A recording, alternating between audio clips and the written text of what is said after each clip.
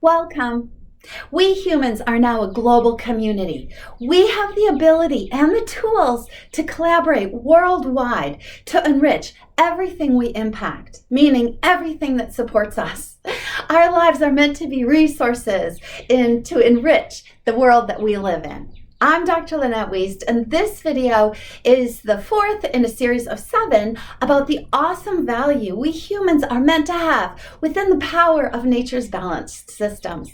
If we engineer our systems to harmonize with the greater patterns of nature, we will empower our value in a process that enhances and amplifies all life, making us valuable in the larger web of life. But we also have the choice to use our lives as tools for destruction. We decide which path to take. In this video, we will look at questions like, what are our unique abilities and purposes in this world? What makes us valuable? Why don't we have a world of peace? And do we even really want that? Is that possible? It is. How are intelligence and imagination used and misused? How can we better weave imagination and intelligence together as we create ever-emerging global systems? We used to see danger as coming from outside of our community or our group. It was by outside forces that we were vulnerable prey only to the limited degree that was aligned and balanced in the economy of nature. But now, for the first time in history, we have the ability to destroy all human civilization from within. We have a meta crisis that we can turn into a meta opportunity if we choose wisely. And I will say, if it seems like I'm bouncing around a little bit, it's hot here, and so I'm standing barefoot on ice blocks. So sorry about the moving around. Our human economy and economic incentives are driving global competition and division rather than driving global cooperation and community. Although we will never actually destroy everything, we could destroy the ecosystem that we need to sustain our lives. The same ecosystem that we could actually support and enrich. So what will we do next? In this video, I'll go over several roots and symptoms of human problems that block us from peace and from unity. And I'll take a deep dive into solution-focused goals that would both create and require collective well-being. First, I'll discuss this in the context of a global human community, and then later in the video, I'll go into our human existence in the context of nature as a whole. And I'll specifically look into 7 topics: economy, intelligence, imagination, peace, goal setting, unity, and warning signals. And I want to make 4 quick points before I go into those 7 areas. So first, we have not yet seen the true power of being human, and we won't until we totally trust that the reality of nature that we live in and are a part of is more complex than our limited consciousness can understand. Still, nature is the playbook we have been given to build our collective well-being. We can learn from the patterns of nature to expand our intelligence and our imaginations, and this is how we get beyond the misunderstandings of our limited human-centric consciousness.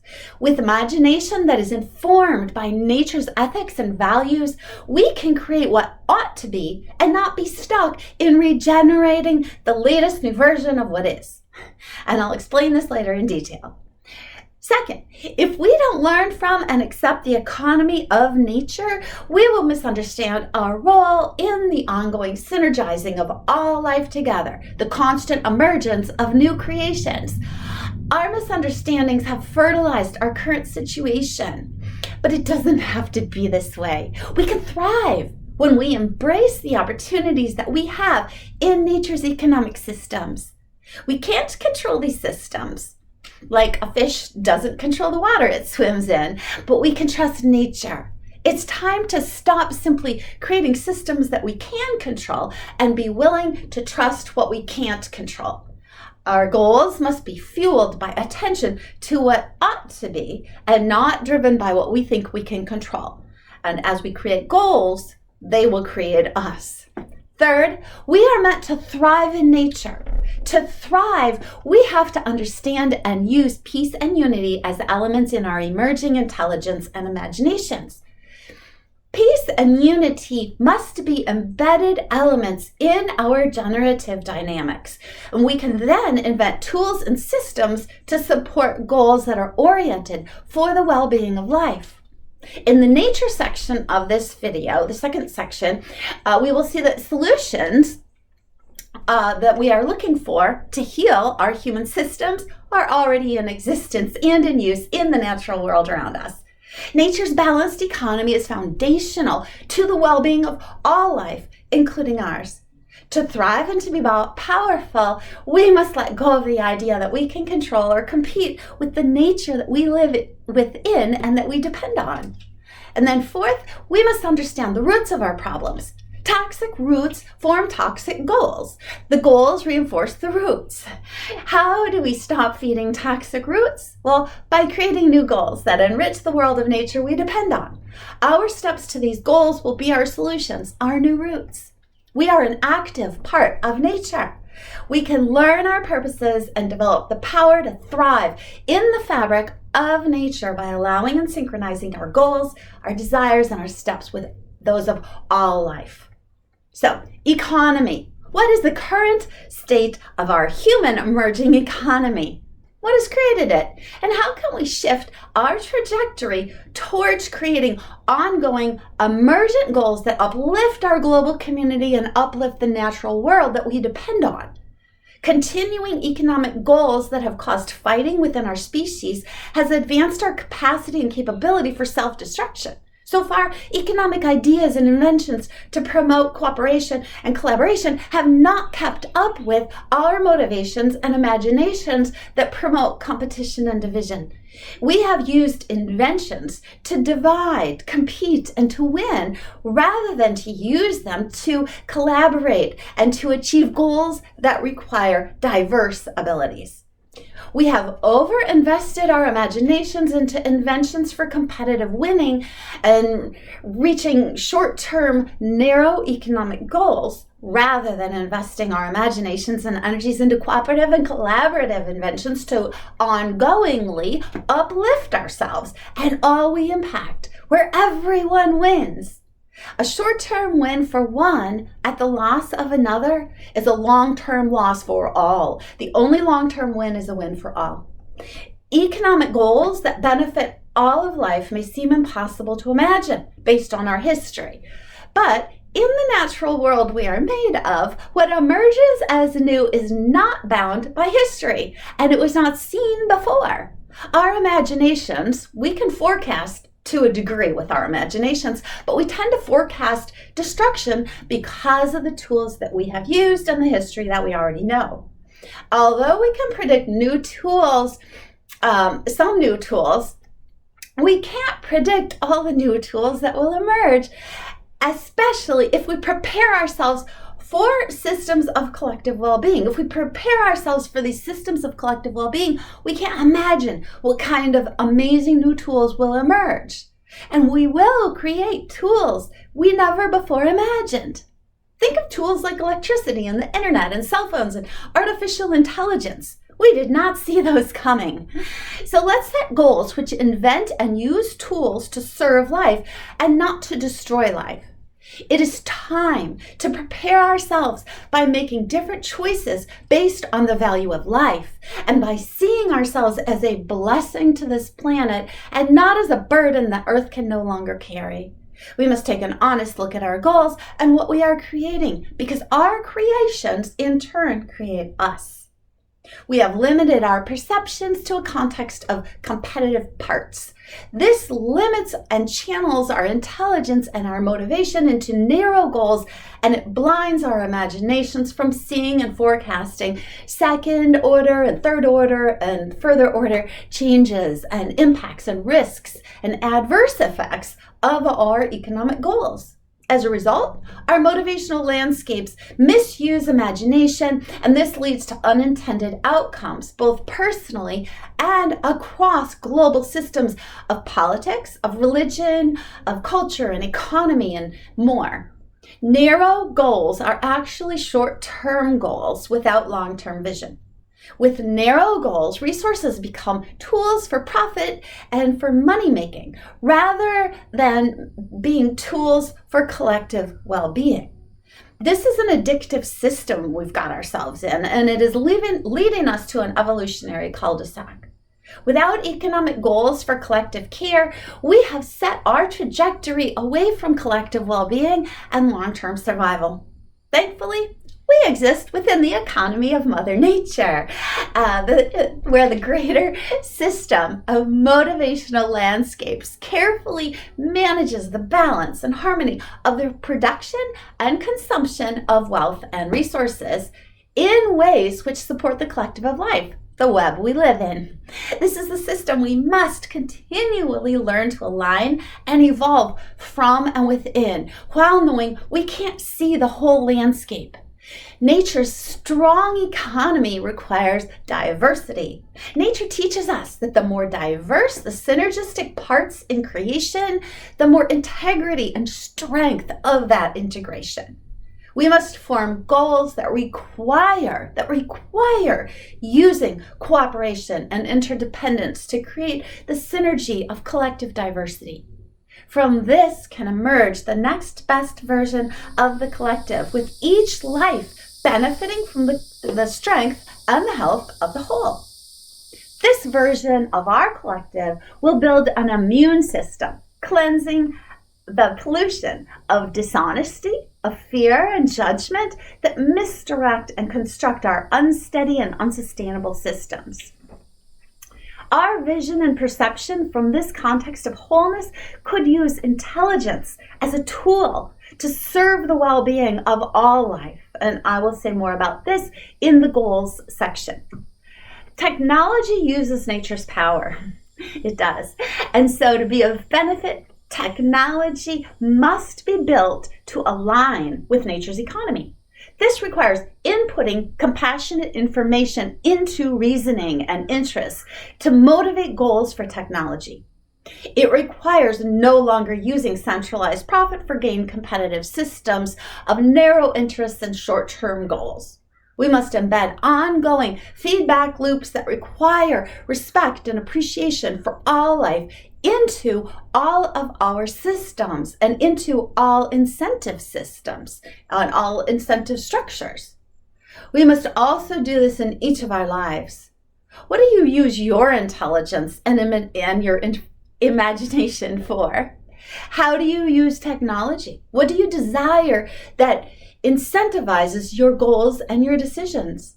Do you pay attention to your role in today's economy?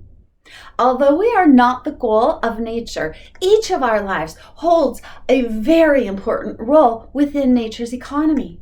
It is in these roles that we find our sense of and our experience of purpose and of meaning. The more that we are in service to and unity with nature's powerful systems, the more that we empower our own purpose in the world. Here's an example of a problem in the current version of our economy. We have set ourselves up so that we have to compete for resources and even compete for safety. We accumulate money to give a skewed representation of value and position in society, a social competition that could be called the money game. Many people see land ownership as a way to be safe and to keep others away. We do this as individuals, as communities, and as nations. We compete for land, and in the end of a skewed string of logic, we use war as a tool for trying to accomplish peace by strengthening territorial lines of division and increasing territorial size. Inventions become tools used in the context that says, if they do the worst thing, we have to be able to do it better. I believe our new version of economy will necessitate peace as a required element in system building. Realize that even if peace is understood to be economically profitable, any economic system that does not require peace in order to be profitable eventually reestablishes war. We need an economic system that is built on peace as a necessary element or a necessary tool in the foundations of our systems if we want to survive. Peace will have to be used to acquire resources to create safety. The emergence of this economy would use cooperation to share and distribute the natural value of resources, the natural value. But as long as the military-industrial complex is a portion of economic profitability, we can't trust that peace can support our needs. And I'll explain how this works in a few minutes. So what are we given that gives us the ability to create lives of value and to uplift the whole world? Within the power of nature's balanced systems, what are the unique abilities that we have, and what are the purposes of these? What makes us valuable? Well, we have both intelligence and we have the ability to imagine, to contemplate the past, the present, and the future, and to forecast and create what is not yet linear. We can imagine unseen possibilities of and for our goals. We can examine our assumptions and our biases and see beyond the soup we swim in. Our human minds have the power to think in the abstract.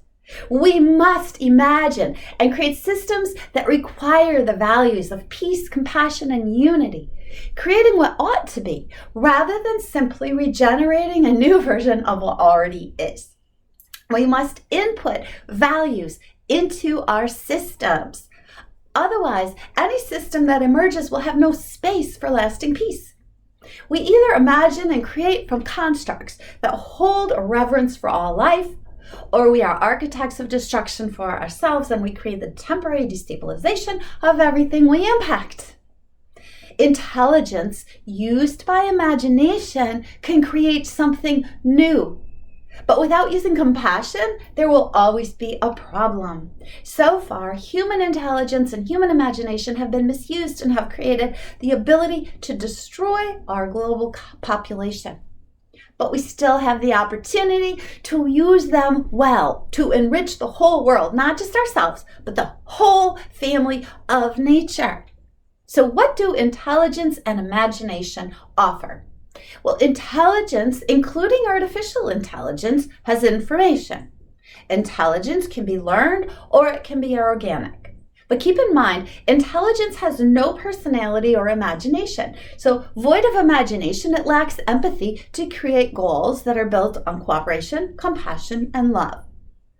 Human intelligence, untethered from the values and roles that we were meant to have in nature's economy, has created our current world problems, our meta crisis, and our man-made systems of self-destruction.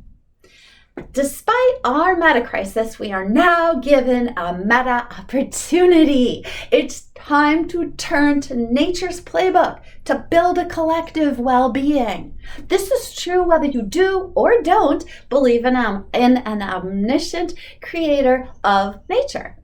Even the most powerful forms of artificial intelligence will not control the power of nature's collective body. Intelligence is meant to be a tool, not a leader, not a goal, not a god, and not even something to be valued in and of itself. Intelligence, including AI, can align with and support the power of nature. Intelligence, like a hammer, is a tool. Unused, it has no value. If used with a cruel goal, it is dangerous.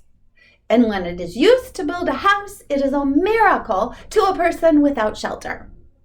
Imagination requires both what is learned and also what is organically felt. Imagination without compassion drives competition, but imagination can use compassion and empathy to create goals that benefit the whole collective of the world, and to create the steps, the solutions, to get to those goals.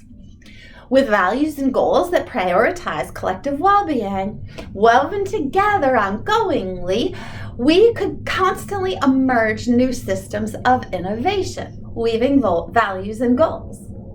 And the tool of intelligence could support the creation of further tools and means to carry out values woven into goals to benefit all of life. And I'll say more about this in the goals section of the video. To care for the collective beyond the community that we know requires a combination of wisdom and abstract thinking. Wisdom brings the different parts of intelligence together, what I call the unity of all wisdoms. This requires purposeful imagination. Nature's playbook for diversity is the guide for imagination, and I'll say more about this in the unity section. This type of wisdom is biologically fueled by chemicals created during the experience of compassion. We have these chemicals available to us. Compassion creates biological chemicals in the human body that motivates actions that are attuned to collective well-being. Compassion is created from an ethical use of the abstract mind, plus intelligence. And I'll go into the values and ethics of this in detail in the next video that I'm making on this channel. So, by using wisdom to guide intelligence, natural or artificial intelligence, in the service of collective well-being, holistic evolution emerges out of the abstract collective mind.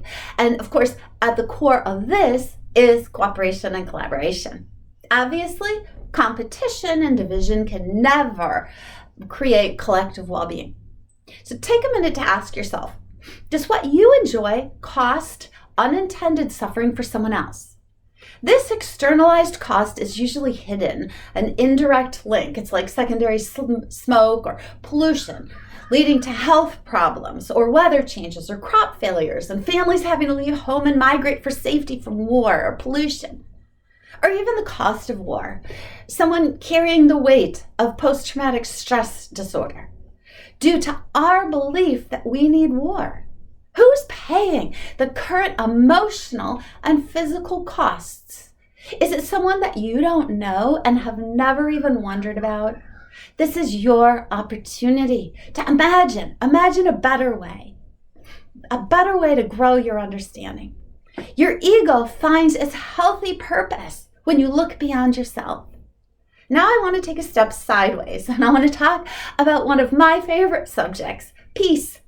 Peace, like war, is a tool. Currently, we have perverse economic incentives that depend on the for-profit military-industrial complex. This is the largest block of the global economy. Continuing in this way, we can trust the words of Albert Einstein, quote, "I know not with what weapons World War III will be fought, but World War IV will be fought with sticks and stones," end quote. It is critical to admit that the current global economic system the system that has made war so valuable is not a system that is beneficial to sustaining the life of our species. As long as the military-industrial complex is a portion, even a portion, of economic profitability, we will fear that peace can't support our needs. Even if peace is realized to be economically profitable, an economic system that does not require peace in order to be profitable eventually reestablishes war. The conceptual goal of peace is really the goal of collective well-being, and it requires the tool of peace. Goals that do not require peace postpone collective well-being. Peace, like war, is a tool. It's a chosen path. Peace and war are already available. Peace is a tool that can help create more of itself. Like a hammer can help create another hammer, and war helps create more war. Intelligence without compassion tries to use war as a tool to create peace. But wars create short-term ends like financial profit, land acquisition, and the sense of overpowering or winning, and this is not peace. If we want to be a species that depends on peace, we can be. We must use intelligence and imagination to create an economic system built on peace as a necessary element, a tool in the building of our system's foundations. Intelligence without imagination cannot forecast beyond what is currently known, but imagination and intelligence can create goals that require peace as a tool. We can do this. We can build systems that dissolve the polluted and misdirected understandings and constructs that we have used to create unsteady and unsustainable systems. By not feeding and empowering the mental pollution of fear and division, we can and we will create immune systems made of virtue and peace, which will in turn keep fear and division from infecting and directing our man-made systems. Now I want to turn to goal setting. We choose our goals, they do not choose us, but as we create goals, they do create us. So we must choose wisely. To set and achieve healthy goals, we must use courage, compassion, accountability, and celebration. When we take steps forward that are healthy, we have to celebrate. The goals that we set begin to create a framework for the way that we understand and engineer progress.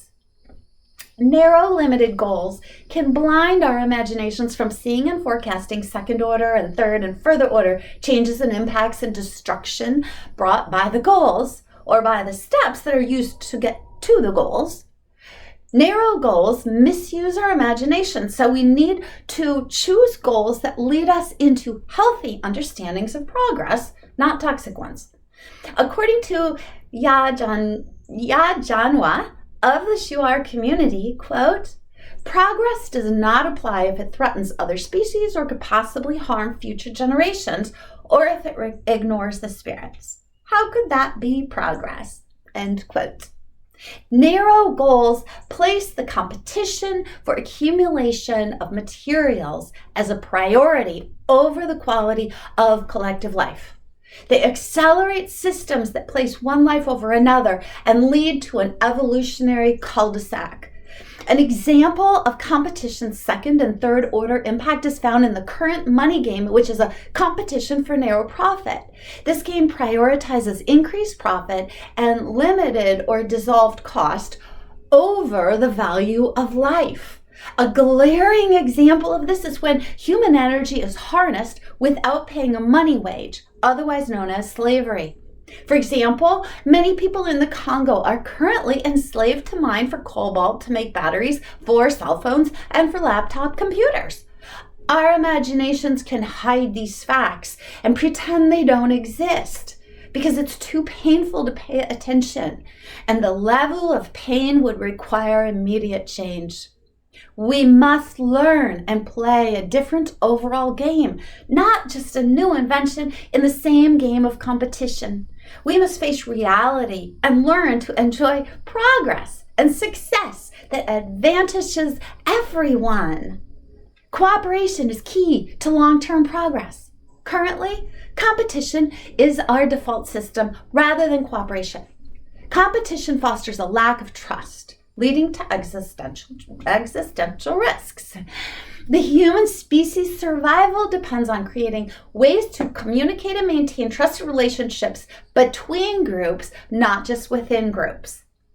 This requires goals of and for collaborative social operating systems based on cooperation and mutual support.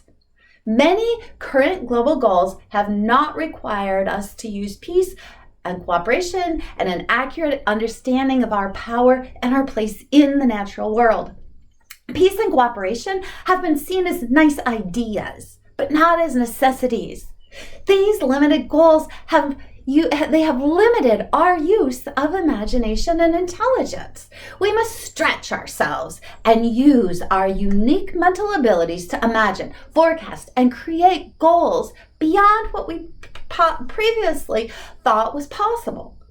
We can and we must discipline ourselves to make longer-term goals, aligning goals with a broader vision created from compassion and care for the global well-being of all life.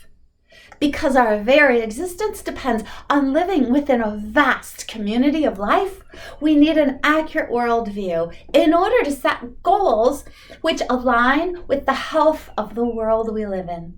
We don't understand this. As a result, our modern worldview has marginalized non-competitive societies and subcultures.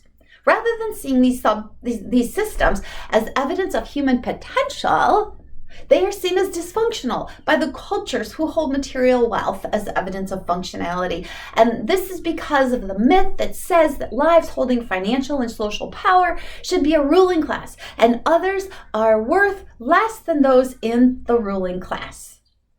Limited goals create man-made systems and social contracts that limit us and cause us to believe that some lives are somehow less than others. And this can be so subtle, as in the form of an ad that tells us that a person is more valued by virtue of having certain products, or by politicians leading us to believe that they have a unique power to save us, or employers who require division rather than cooperation. The subtle ways go on and on. Most people believe that they are immune from these subtle misunderstandings, and they believe that they are operating to bring benefit to the world community. But ask yourself, do I believe anyone is less than anyone else?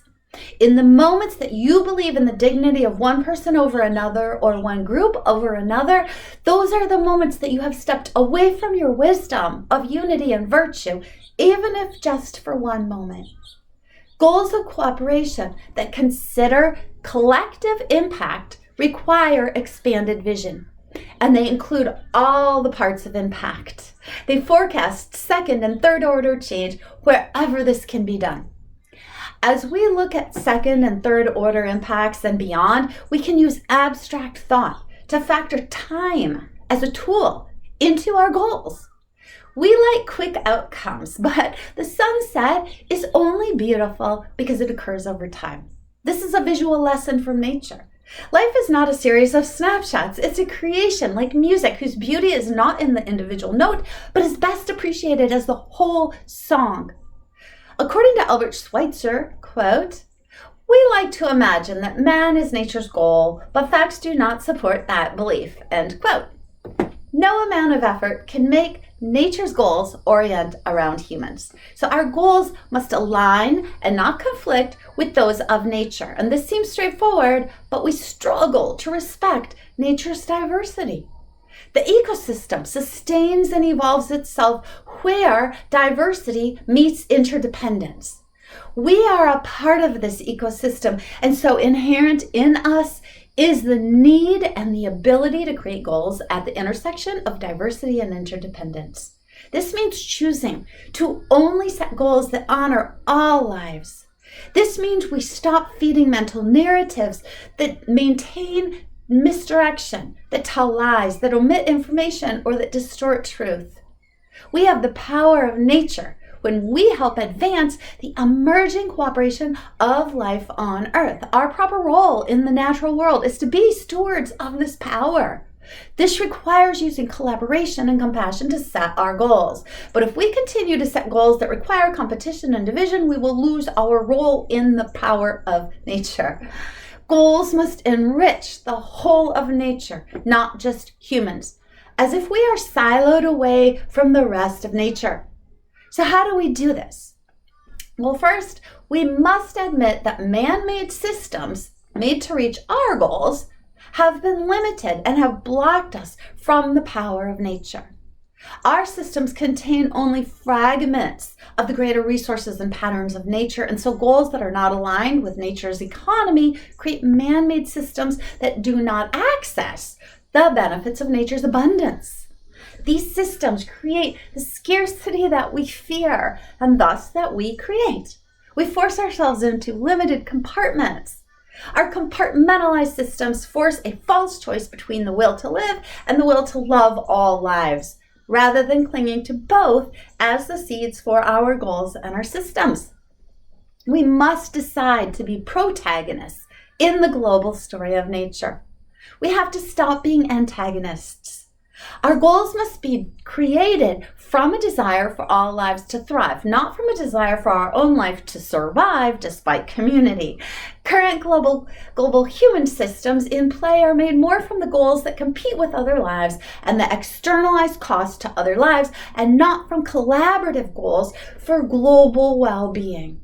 Listen to the words that structure our goals of exclusion: property, borderline, profit, and there are many more. These same words in a world of cooperation would mean inclusion. These same words, they would mean inclusion. They'd be used in the context of sharing, not exclusion and competition. We must make up our minds to put the goals for all life to thrive above our limited goals. We need a worldview that is built from the need to collaborate in the use of resources, not to win in competition for resources. We must choose peace as a way of relating, not just a hoped-for outcome. Once we decide this, we realize that peace is an ongoing path over time, not just a goal for the future. The timeline of our existence is also not a goal. Time is not something we can control or hoard. Time is a tool. It's an element of construction to be used for living in the fullness of all that life has to offer. If time was a goal in nature, all parts would live long. Nature prioritizes the harmony of all lives over the amount of time in life. And in that vein, the existence of any species is always precarious within the life of the universe, including our own. It is time to learn to love over time as a path, not a goal. What better goal is there? We are one species, interdependent within the community of all life. Even if we consciously value quantity of time over quality, by disregarding the priority of quality for all, we increase the risk of limited quantity for ourselves. This is the cycle of life in its perfection, of wholeness. Nature is a oneness, one family, offering resources to all members. Our goals must be devoted to caring for and serving the lives of those whose lives support our own, and that means all of life. The destruction of any life impacts our own security. And this brings us to the topic of unity. Life is a collective journey, with all lives synergizing together to emerge ever new and beneficial outcomes and creations. We all already live in unity. But we compete for the best spots while others struggle to find a spot where they can survive. Let go of seeing success as an outcome of competition. Experiencing unity for the well-being of all is the best spot, the goal. This goal requires both intelligence and imagination and builds from cooperation and compassion. Unity occurs from the focal point of all in existence. Each holds a unique collection of information and meets at this focal point. This might sound a bit abstract, but it's a concrete issue. From points of unity, new systems emerge that can serve all life. We are each one, but added together we create systems. There is no dichotomy between the personal world and what appears to be impersonal. The natural world. The personal world is within what appears to be impersonal. And that is why when we create antagonistic systems, whether interspecies or intraspecies, we create confusion and we lose our vision of wider and higher truth. The truth is that unity is the operating system of nature that we live in. We know only a little bit about unity, and so we think of it as an abstract factor, but it's a reality. Each of us is an important part to the whole, and no one is a priority over any other part. An individual operating as if they are a priority is like a cancer cell. But on the other hand, anyone operating for the well-being of all is expressing like healthy DNA, a carrier of important information. Whether cancer or DNA, both impact all others. You can't see harmony while being antagonistic to life. Your actual life is in harmony, a protagonist, in action with the flow of all life emerging together. But if you're internally against this or refusing to cooperate with nature's flow, you will be unwell in one or more ways. Clarity in life comes from the harmony we create when we are protagonists, willing actors in nature. This clarity brings the ideas of unity and love into practical purpose. They are not just nice ideas or ways to feel. They make us live better. Ask yourself, am I willing to accept that honesty is often inconvenient and uncomfortable? Do I love people who I do not like? Am I willing to have empathy for everyone, even if it means that I then get a glimpse of what it is like to walk in their shoes and maybe even to see how I have to change in order to support the well-being of all, rather than the well-being of the people I most like and agree with? When we don't ask these questions, we can be led into man-made systems that are selfish smears of fog hiding reality. But reality is where we actually live, no matter what selfish lie we want to imagine is true. The truth is that just as the land and sea and sky depend on each other, and like the stars and planets and moons do, we depend on each other and on other species for our balanced existence. Cooperation and interdependence serve to create the synergy of the collective. Nature teaches us that the more diverse the synergistic parts in creation, the more integrity and strength that are present in what emerges. There is much to learn from this lesson. We can experience the best version of the collective, with each life benefiting from the strength and health of the ever-emerging whole. Nature's economy provides for unity. For example, nature dissolves any barriers to balanced generating cycles of energy provision, distribution, and regeneration. We must dissolve the barriers limiting our imaginations and creativity so that we can align our creations to serve within these generating cycles. Without imagining, creating, and living out unity, we doubt the possibilities and provisions of what has not yet emerged, and we create more division and scarcity. And this furthers a misuse of imagination and limits us to narrow goals in our evolutionary cul-de-sac, separating us from the greater possibilities beyond what we already know. We don't see this misuse of imagination in other species. We have strangely used the power of our imaginations to create stories that claim we have roles of power over other people and over the power of nature, roles that we cannot ever have. When facts haven't supported our imagination, we create stories that say our imagined stories are real. These false narratives and beliefs create further problems. We can't compel nature to follow our false sense of authority over nature. Nature can't submit to the human agenda of positioning humans over the rest of nature.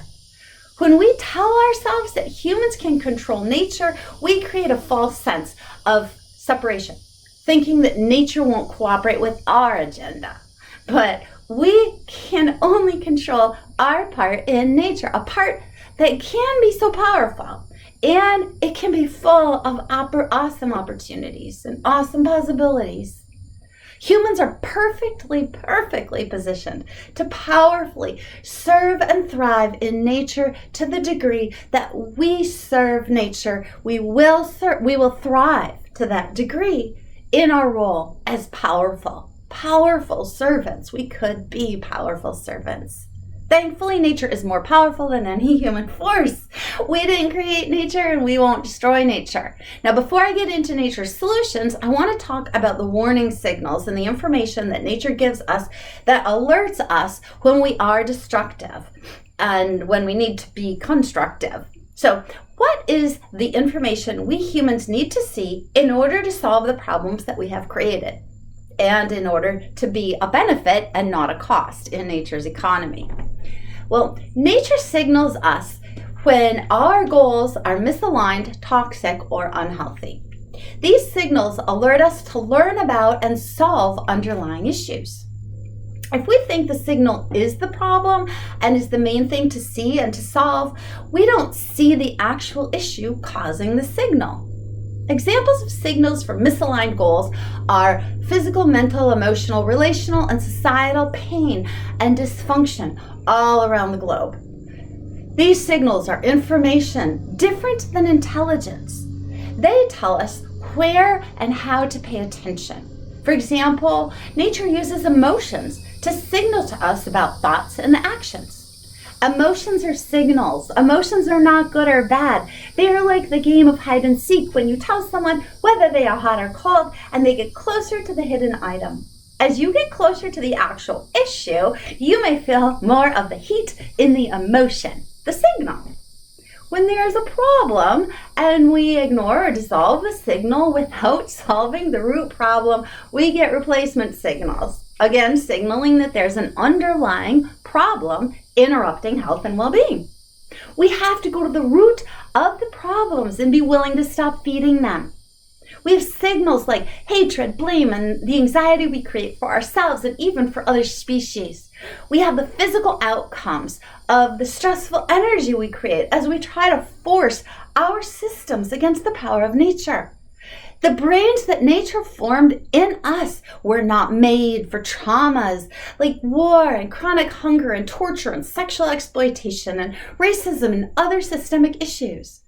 We see signals like depression and bullying and war, post-traumatic stress issues, murders and suicides. These are signals. Misaligned, forceful energy creates misaligned thoughts and actions and reactions. We don't see these in other species except in the impact humans have on those species. To continue operating in misaligned narratives that misdirect us, we tell ourselves that the signal is the problem, thus taking the spotlight and the responsibility away from the actual problem. If we think the signal is the problem and the main thing to solve, we don't solve the actual problem and we get replacement signals again, signaling that there's an actual underlying problem. We have to go to the roots of the problems, to the roots of the problematic misalignment and be willing to stop feeding the roots. We have to make simple yet complex choices.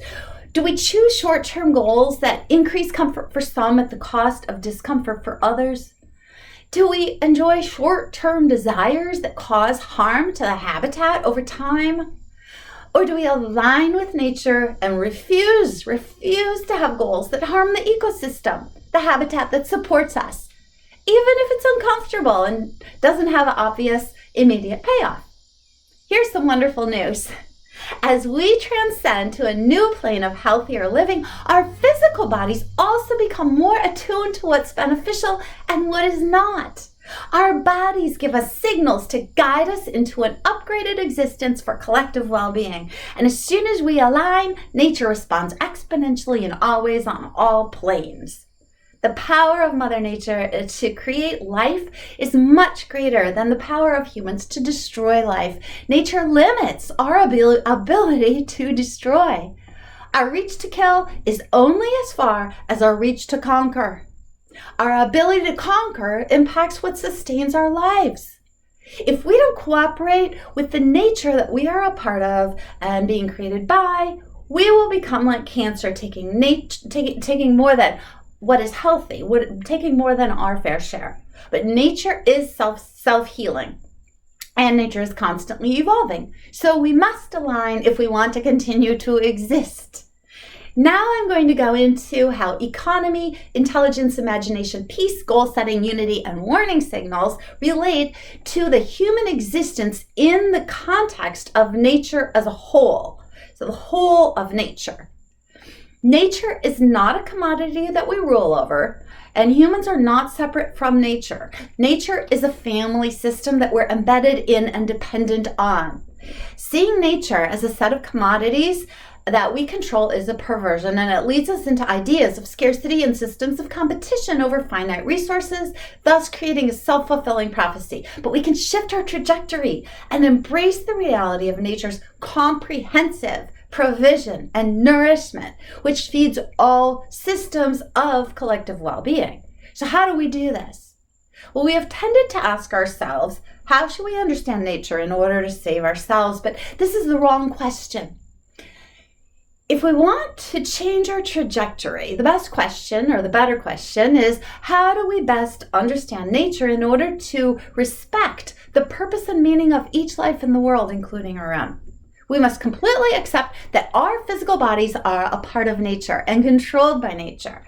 If we continue to ignore that nature's laws control us and continue trying to outsmart nature's economy, we will continue to be antagonists to nature's abundant provisions. And this is not realistic. It's like a fish refusing to accept that it has to swim in water.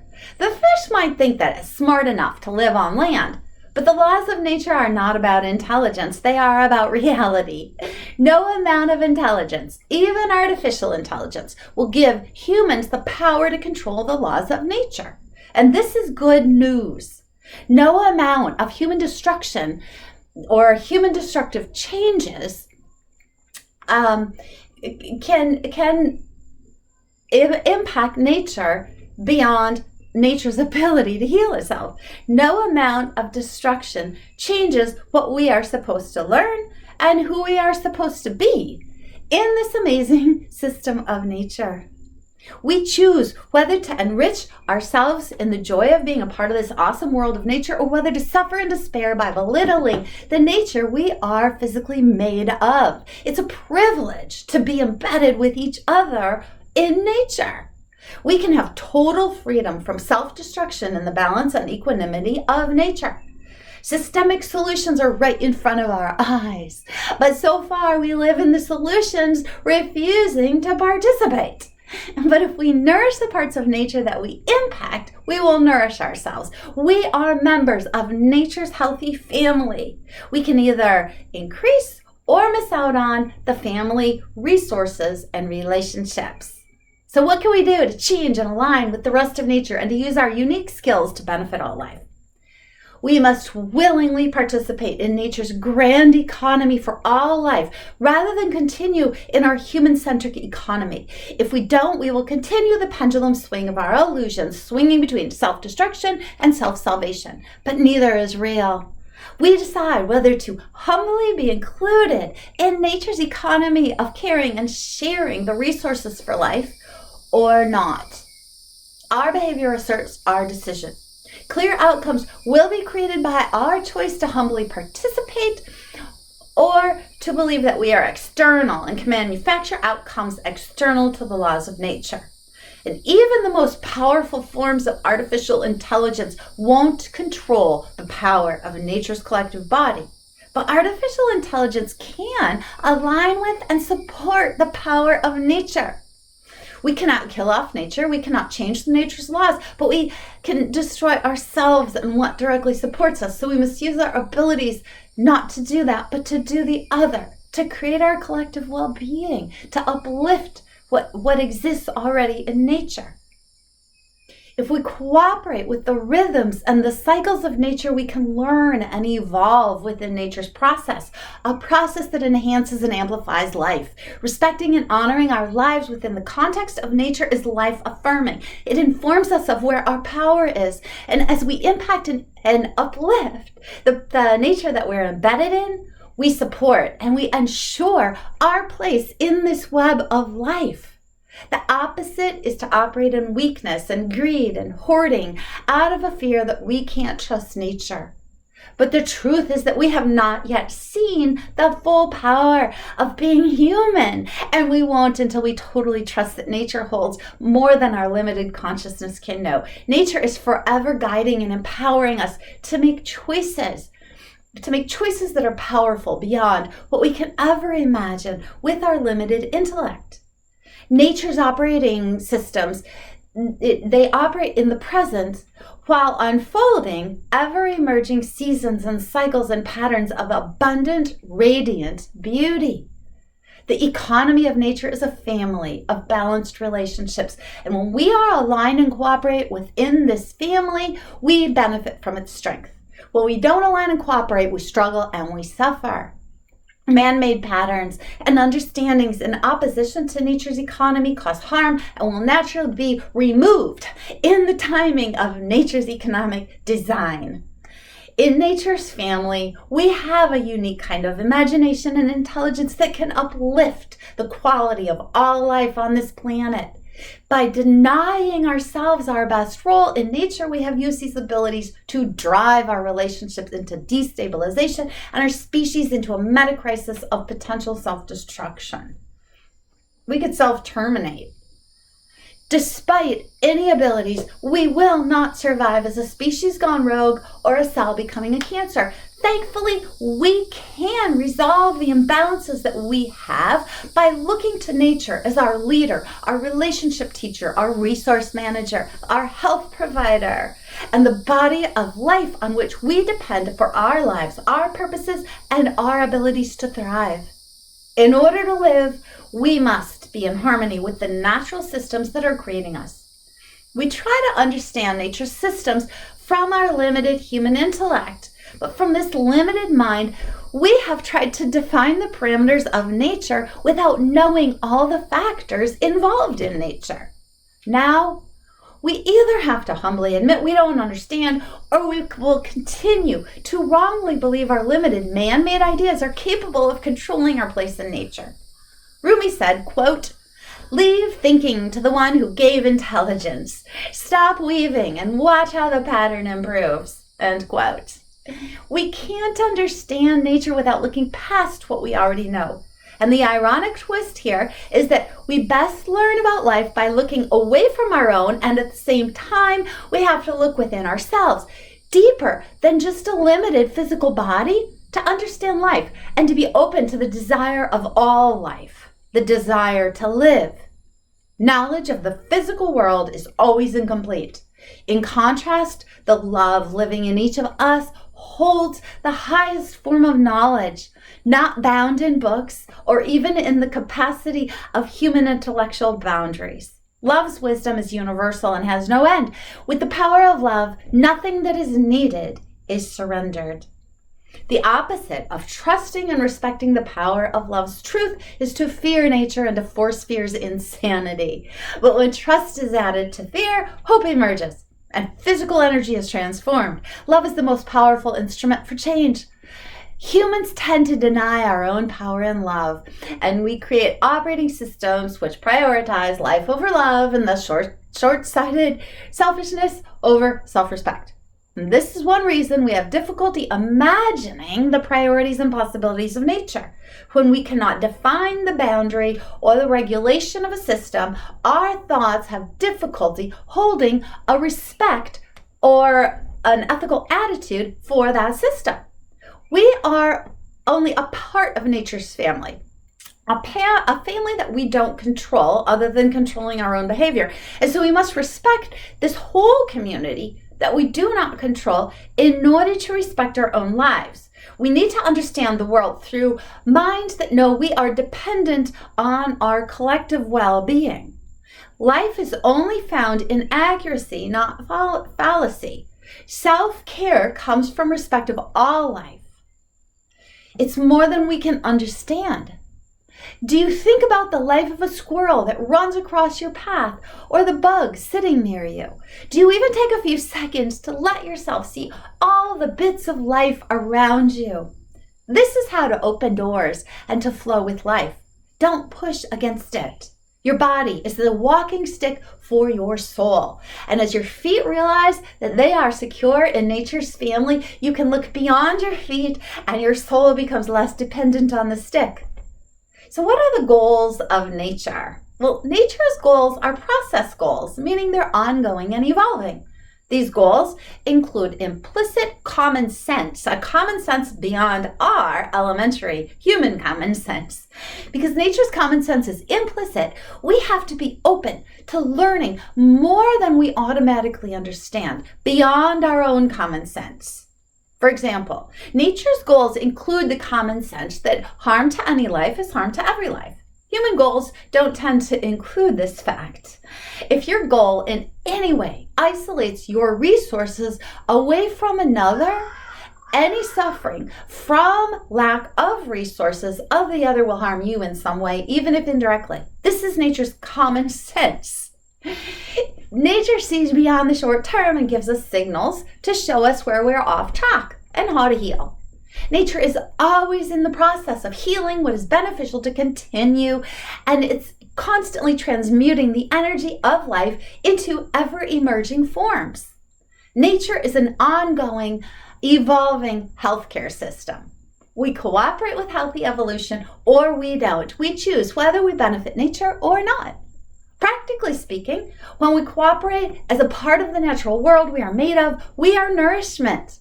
When we are greedy, we are a cancer, taking more of life's energy than we are meant to. And if nature cannot heal us within itself, it will heal us by letting us go. Apart from nature, we have no life source. Cancer does not survive when it is removed. It can't survive without its host. Nature can replace us if needed. Our physical energy will live on, even if not in human form. Nature's ecosystem will live on with or without us. This ecosystem unifies all life to reach its goals.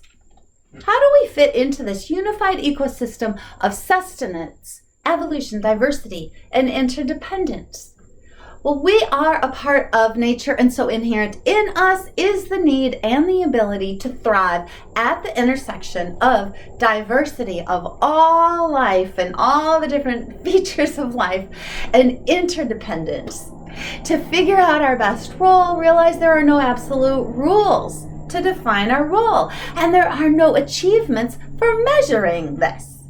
Defining our role is a question of guiding principles. Wholeness principles of nature uplift life, but compartmentalized human-centric principles quash life. The greater principles of nature guide the rules, actions, and the behaviors of the operating systems that we live within. Limited human-centric principles are limited to a siloed set of information that is blinded from the greater whole. So this has been called, this siloed information has been called ordinary ethics. Ordinary ethics sees human life as the goal of life. But this is so limited. It's like a cancer seeing itself as the goal. Eating its host, it destroys its own life. So given we are within the principles of the greater natural system, it makes more sense to look at the whole of nature ethics, called whole ethics, rather than a compartmentalized ethics that is blinded from the whole of life. Whole ethics doesn't exclude any part of nature. The wholeness of all life is a guiding principle for nature's comprehensive systems. And this is so difficult for us to wrap our minds around because we don't understand or have knowledge of the whole scope of the meaning all life. We call this the mystery of life. Humans are not able to replicate nature's systems because we don't have a comprehensive understanding of nature. Our willingness to live ethically in reverence of all life comes from a wisdom that is not necessarily known intellectually or physically. However, we do know it in the experience of compassion. Thinking back to how we were made with these chemicals from compassion. So we can try to intellectually understand whole ethics, but we have to remember that our try is never fully complete. And so we must embrace our interdependence to build human systems, knowing that we are only one part of something very grand. For example, as the soil nourishes the plant brings sunlight into the soil. And as nature's unity nourishes the blossoms of your life, you bring more of love's light into nature. In nature, love is more powerful than life. We see this in the parental wisdom, when the parent is given a strength and a purpose beyond oneself, even to the degree of choosing love over one's own life. Love is a foundational building block of life. It is time to learn to love. What better goal is there? We are one species dependent in the community of all life. Now, most modern day people choose competition and singularity over community and life over love. This leads to a limited mind and is one reason we haven't understood the goals and the priorities of nature. An environmental example is paying for the torture of another species in order to turn the remnants of their physical bodies into seeming commodities to buy and sell in order to compete in our money game. According to Leo Tolstoy, quote, "This is dreadful. Not only the suffering and death of the animals, but that man suppresses in himself unnecessarily the highest spiritual capacity, that of sympathy and pity towards living creatures like himself, and by violating his own feelings becomes cruel," end quote. And then there's the selfish idea that if we end up making this planet uninhabitable, if we make it uninhabitable to live on, that we can move to another planet. But what if Earth is the next planet and nature is the teacher that we are meant to have? How many planets would we have to go to before we remember that love's awareness and compassionate choices give us the power to thrive right where we are? We can enrich ourselves in the joy and power of being part of this awesome world of nature whose power is beyond ours. Earlier, I mentioned nature's peace path. We are embedded in this path. And when we see the depth of our connection to each other, we can mentally and behaviorally experience this peace path. Wisdom contains all the knowledge of every life. By discovering the wisdom in each other's lives without competing and devaluing each other, we discover the global path of peace. It always exists, and for humans, we know this peace path travels deeply into our hearts, where we admit we are embedded together. A life detached from the body of nature cannot survive. It logically and directly follows that to devalue or act against any life is an act of devaluing our own. And also, as I mentioned earlier, nature gives us signals to guide us in healing from the outcomes of goals that did not benefit the collective well-being. One example is found in the air we breathe. We have the ability to measure the air quality, and this is known as the air quality index. When the air outside is dangerous, we try to stay inside places where the air is safe to breathe. We see that when we cause a certain level of pollution, nature grounds us and sends us into our rooms. Being indoors, we're removed from the rest of nature. And then in the balance of time, with us removed, the air cleans and heals itself. We saw this cleaning process during the COVID lockdowns. When we stayed inside, the air outside cleaned itself, and in some places, the animals came and roamed freely about. But this separation is not what we humans need. What we need is to stay in the healthy balance with the rest of nature. Not to be gross, but if you poop on a plate, you can't eat off of it. If we pollute the air outside, we can't play in it. And over time, divided from a plate of food, the plate will still be there, but we would starve. Some species in nature can eat off the poopy plate just fine, and some can even breathe the polluted air. Just think how long the cockroaches have been here. Earth will still be here, and nature will heal. So are we going to participate as a beneficial part of nature? Or will we continue to destroy that which supports us and have to remove ourselves from our messes? The best we could do in the messes would be to eke out a short-term survival. If we refuse to exist in a harmony in a harmonious universal community, a harmony of all, we will cease to exist as human life, and our energy will be recycled into some other form within nature's economy and within nature's harmony. We are born into bodies that are constantly impacting the natural world. We have the power to impact our environment for our benefit, but activating the power to benefit life requires humility. Power and humility go hand in hand. Our souls have the infinite powers of love, compassion, cooperation, and wisdom.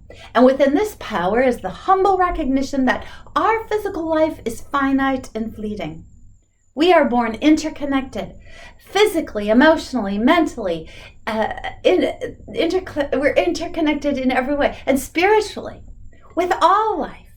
We are life, nourishing life. What are you feeding the world? What fruit grows from your life? As George Bernard Shaw wrote, quote, "This is the true joy of life, being used for a purpose, recognized by yourself as a mighty one. Happiness is being a force of nature instead of an angry, selfish little cloud of ailments and grievances, complaining that the world will not devote itself to making you happy." End quote. Nature heals everything. We can let it heal our hearts and our lives. Please do subscribe to this channel and share the video with others. And thank you so much for sharing your time to watch this video. I really appreciate your time. Thank you.